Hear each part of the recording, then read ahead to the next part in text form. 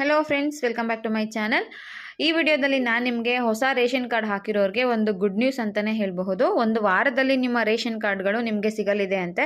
ಹಾಗಿದ್ರೆ ಇದು ಯಾರಿಗೆ ಅನ್ವಯಿಸುತ್ತೆ, ಯಾರಿಗೆ ಅನ್ವಯಿಸಲ್ಲ, ಮತ್ತು ಕಾರ್ಡ್ ಯಾವಾಗ ಸಿಗುತ್ತೆ ಅನ್ನೋ ಕಂಪ್ಲೀಟ್ ಇನ್ಫಾರ್ಮೇಷನ್ ನಿಮಗೆ ಕೊಡ್ತೀನಿ. ಮತ್ತು ಯಾರಾದರೂ ಮೊದಲನೇ ಬಾರಿ ಚಾನಲ್ ನೋಡ್ತಾ ಇದ್ದರೆ ಸಬ್ಸ್ಕ್ರೈಬ್ ಮಾಡ್ಕೊಂಡಿಲ್ಲ ಅಂದರೆ ದಯವಿಟ್ಟು ಸಬ್ಸ್ಕ್ರೈಬ್ ಮಾಡ್ಕೊಳ್ಳಿ. BPL ರೇಷನ್ ಕಾರ್ಡ್ ಬಗ್ಗೆ ನಿಮ್ಗೆ ಆಲ್ರೆಡಿ ಗೊತ್ತಿರುತ್ತೆ. ಅದಿದ್ದರೆ ಏನು ಯೂಸ್ ಆಗುತ್ತೆ ಅನ್ನೋದ್ರ ಬಗ್ಗೆ ನಾನು ತುಂಬ ಸಿಂಪಲ್ ಆಗಿ ಹೇಳ್ತೀನಿ.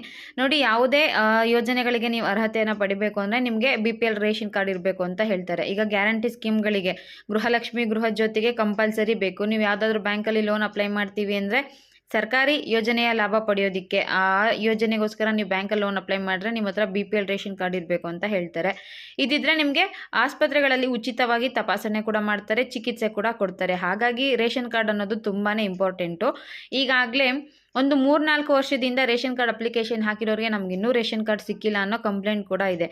ಈ ಕಂಪ್ಲೇಂಟ್ಗಳಿಗೆ ಆನ್ಸರ್ ಮಾಡಿದಂತಹ ನಮ್ಮ ಆಹಾರ ಇಲಾಖೆ ಸಚಿವರಾದಂತಹ KH ಮುನಿಯಪ್ಪ ಅವರು ಮೊನ್ನೆ ನಡೆದಂತಹ ಅಧಿವೇಶನ ಮಂಡಲದಲ್ಲಿ ತಿಳಿಸಿದ್ದಾರೆ. ರೇಷನ್ ಕಾರ್ಡ್ಗಳು ಏನು ಪೆಂಡಿಂಗ್ ಇದೆ ಅದನ್ನು ಆದಷ್ಟು ಬೇಗ ಕ್ಲಿಯರ್ ಮಾಡ್ತೀವಿ. ಅರ್ಹರಿಗೆ ಕೇವಲ 1 ವಾರದಲ್ಲಿ ನಾವು ರೇಷನ್ ಕಾರ್ಡ್ನ ಕೊಡ್ತೀವಿ ಅಂತ ಹೇಳಿದ್ದಾರೆ. ಹಾಗಿದ್ರೆ ಅರ್ಹರು ಯಾರು, ಯಾರಿಗೆ ಒಂದು ವಾರದಲ್ಲಿ ರೇಷನ್ ಕಾರ್ಡ್ ಸಿಗುತ್ತೆ ಅನ್ನೋ ಇನ್ಫಾರ್ಮೇಷನ್ ಬೇಕು ಅಂದರೆ ವಿಡಿಯೋನ ನೀವು ಕಂಪ್ಲೀಟ್ ಆಗಿ ನೋಡಿ, ನಾನು ವಿಡಿಯೋದಲ್ಲಿ ಹೇಳ್ತೀನಿ. ಈಗ ಒಟ್ಟು 2,95,000 ರೇಷನ್ ಕಾರ್ಡ್ಗೆ ಅಪ್ಲಿಕೇಶನ್ ಬಂದಿದೆಯಂತೆ. ಇದರಲ್ಲಿ 2,36,000 ಮಂದಿ BPL ರೇಷನ್ ಕಾರ್ಡ್ ಪಡೆಯೋದಕ್ಕೆ ಅರ್ಹರಿದ್ರೆ 56,930 ಹತ್ರ 57,000 ಜನ APL ರೇಷನ್ ಕಾರ್ಡ್ ಪಡೆಯೋದಕ್ಕೆ ಅರ್ಹರಿದ್ದಾರಂತೆ. ಇದರಲ್ಲಿ 62,000 ಜನಕ್ಕೆ ರೇಷನ್ ಕಾರ್ಡ್ ಕೊಡೋದಕ್ಕೆ ಈಗಾಗಲೇ ಎಲ್ಲ ವಿಲೇವಾರಿಗಳನ್ನ ಮಾಡಿದ್ದಾರಂತೆ. ಸೊ ಆದಷ್ಟು ಬೇಗ ಇವರಿಗೆ ರೇಷನ್ ಸಿಗೋ ವ್ಯವಸ್ಥೆನ ಮಾಡ್ತೀವಿ ಅಂತ ತಿಳಿಸಿದ್ದಾರೆ. ಇನ್ನು ಒಟ್ಟು 2,95,000 ರೇಷನ್ ಕಾರ್ಡ್ ಅಪ್ಲಿಕೇಶನ್ ಬಂದಿದೆಯಲ್ವಾ ಹೊಸ ರೇಷನ್ ಕಾರ್ಡ್ಗೆ, ಅದರಲ್ಲಿ 1,73,000 BPL ರೇಷನ್ ಕಾರ್ಡ್ದು ವಿಲೇವಾರಿಗಳು ನಡೀತಾ ಇದೆ. ಆದಷ್ಟು ಬೇಗ ಆ ರೇಷನ್ ಕಾರ್ಡ್ಗಳನ್ನೆಲ್ಲ ನಾವು ತಲುಪಿಸ್ಬಿಡ್ತೀವಿ ಅಂತ ತಿಳಿಸಿದ್ದಾರೆ. ಇದನ್ನ ನಮ್ಮ ಮಾನ್ಯ ಆಹಾರ ಇಲಾಖೆಯ ಸಚಿವರಾದಂತಹ KH ಮುನಿಯಪ್ಪ ಸರ್ ಅವರು ಮೊನ್ನೆ ನಡೆದಂತಹ ಅಧಿವೇಶನದಲ್ಲಿ ಅಧಿಕೃತವಾಗಿ ಎಲ್ಲರ ಮುಂದೆನೆ ತಿಳಿಸಿದ್ದಾರೆ.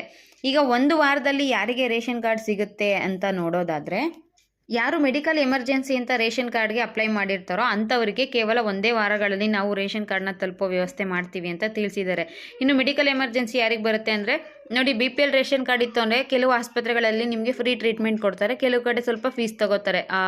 50% ಫೀಸ್ ತೊಗೊಂಡ್ರೆ ಇನ್ನು 50% ಕಮ್ಮಿ ಇರುತ್ತೆ. ಇದು ಸರ್ಕಾರಿ ಆಸ್ಪತ್ರೆಗಳಲ್ಲಿ, ಸರ್ಕಾರ ನಿಗದಿಪಡಿಸಿರುವಂಥ ಆಸ್ಪತ್ರೆಗಳಲ್ಲಿ. ನೀವೇನೋ ಪ್ರೈವೇಟ್ ಹಾಸ್ಪಿಟಲಲ್ಲಿ ಹೋಗಿ ತೋರಿಸ್ತೀವಿ, ಅದರಲ್ಲಿ ನಮ್ಮಲ್ಲಿ BPL ರೇಷನ್ ಕಾರ್ಡ್ ಇದೆ, ಕಮ್ಮಿ ಆಗುತ್ತಾ ಅಂದರೆ ಇಲ್ಲ.